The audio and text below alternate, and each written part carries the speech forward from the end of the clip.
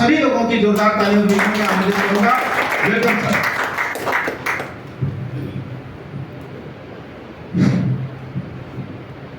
जय आरसीएम। जय आरसीएम। अभी आप लोगों ने सुना, ये वास्तव में जो अंगद मौर्य जी इस अवस्था में मेरे गुरु मिले, शायद हमारे सेवा काल के दौरान अगर मिले होते तो मेरा रंग ही कुछ और होता, लेकिन वो समय नहीं रहा। और बीती हुई बातों की थोड़ी सी चर्चा इसलिए करूंगा कि अभी लग रहा है कि आप लोगों का प्रोग्राम सबाब पर चढ़ा नहीं है, तो कुछ समय हम और उदाहरण देके भी प्रस्तुत कर सकता हूँ। है कि इसमें कुछ और बढ़ता है? अच्छा ठीक है, इशारा कर दीजिए। देखिए, अभी एक नौजवान लड़का कितना बेहतरीन ढंग से हम सभी का क्लास दिया, और वास्तव में अगर हम लोग ध्यान आकर्षित रहे हो उस दौरान, तो अतिरिक्त बताने की कोई आवश्यकता नहीं है। और हर आदमी अपना घर छोड़ता है तो इस तलाश में रहता है कि यार इतनी महंगाई है, कहीं से न कहीं से कुछ पैसे का प्रबंध हो ताकि हम अपने खर्च का अच्छी तरह भरण पोषण बच्चों का कर सके। और वो सारे प्लान में उन्होंने बताया। अब मैं ये कहना चाहता हूं कि वर्ष 2002 में फायर स्टेशन चेतगंज जनपद वाराणसी में मैं सिपाहियाना के दौरान मुंशी था, अपने कार्यालय में बैठा था। एक नए दरोगा जी अभी भर्ती होके आए थे। सोचिए, नॉलेज में वो हमसे विभाग में ज्यादा नहीं थे, लेकिन डायरेक्ट भर्ती होके आने के दौरान ही ऑफिसरशिप यानी ऑफिसरशिप उनके अंदर भरी थी कि इनको झांसा दो और इनसे झीटो। कहने का मतलब उस समय शायद कोई जानता हो, एक बैग 3 सेट कपड़े ये मिलते थे 1500 रुपये। और उन्होंने कहा कि अरे यार एक बड़ी अच्छी स्कीम आई है, क्या लोहे की मशीन पीट रहे हो यार, फटाफट निकालो 1500 रुपया, ये बैग अभी दिलवाते हैं, उसमें 3 सेट कपड़ा है और तुरंत किसी से 2 को बजा दो, फंसा दो, 2 को ये कर दो, 1500 रुपया तुम्हारा मिल जाएगा। हम कह नहीं साहब, कुल बचौगा है, वो सब काम हमारे बस का नहीं, हम तो दिन भर ये हटाइए ये सब। अरे भाई तुम बात को नहीं जानते हो, आगे बढ़ना है तो कुछ करना चाहिए कि नहीं? हम कहा हाँ करना चाहिए। फिर मैं बताऊं कि मेरी एक लड़की और 2 बेटे रहते थे, घर से अच्छे ताल्लुकात जरूर रखते थे, लेकिन मेरी आर्थिक तंगी रहती थी।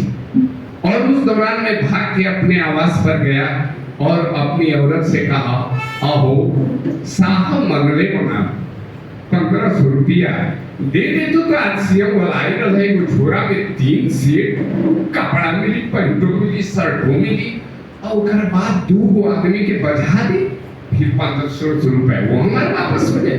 हम दौड़ के गए और कहे ऐसा ही दरोगा एक बेर इलहो बात कहत रही मोबाइल 4000 रुपया वो जमाना में कहत कि हमार लड़की के तबीयत खराब बा, आर्मी वाला रहे, कहत कि गैस सिलेंडरवा के कनेक्शन नहीं मिला ताकि हम लोग के अपन वाला दिवा दे और दे दी, आपका गांव का कुल पता बता के ले गई, आज लेना आई तो इलाहाबाद में भी गवा दे, फिर ऐसा नहीं कौन होई। हम अरे हमारे साहब हम और नया दरोगा जी आई बना, अभी नया लड़का बड़ा ही ईमानदार दिखाता ना, तो आज हमारा क्या 1000 रुपया बाबा की नहीं थी, तो हम कहते अरे बगलवा में रूमवा से मांग ना लगे उसे हम दे न दे, फट से बजाओ तनी 2 दिन में जना के भैया हो।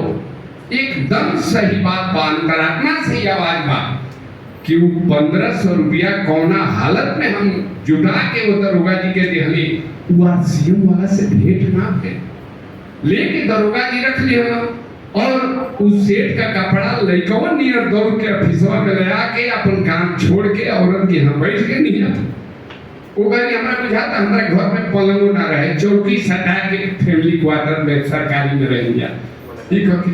अब हमारे जाए के मने ना करे, मेहरारू से बैठ के 3 सेट कपड़ा उठा के हो बड़ा महंगा ये कौन से कौन तू बढ़े जाके हुई ना तो हाँ जी बाहर, लेकिन देखिए ओकर के बधाई जरूर।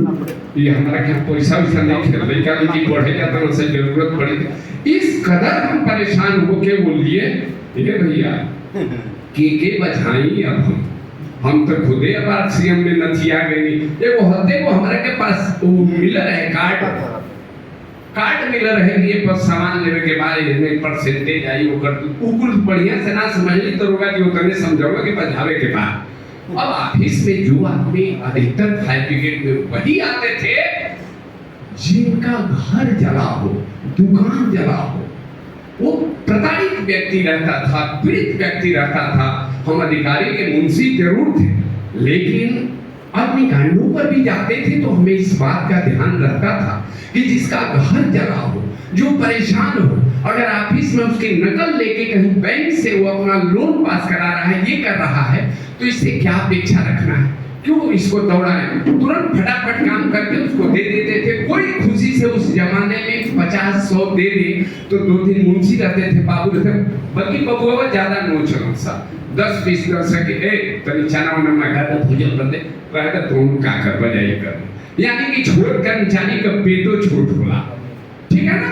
तो इस तरह से किए भैया, मैं ईमानदारी से बता रहा हूँ कि ये आरसीएम का जो धक्का मुझे 1500 का लगा, मैं वापस नहीं कर पाया, किसी को बिल नहीं कर पाया, किसी को जोड़ नहीं पाया, और वो मेरा 1500 चला गया। उसका मैं आहत आज तक हूँ, मेरी वाइफ आहत है। और जब मैं आरसीएम का कहीं बोर्ड देखता था, आरसीएम का झोला भी मैं रख दिया, अभी भी हमारा झोला पुराना हो गया होगा, लेकिन बाप रे बाप वो झोला हम ना लेके कहीं जाए, वो के पटनी में धैले हुई, अभी झोला फाटा नहीं। ये आरसीएम से मैं कामता था दोस्तों, जो नए वाले हैं वो गौर से सुने।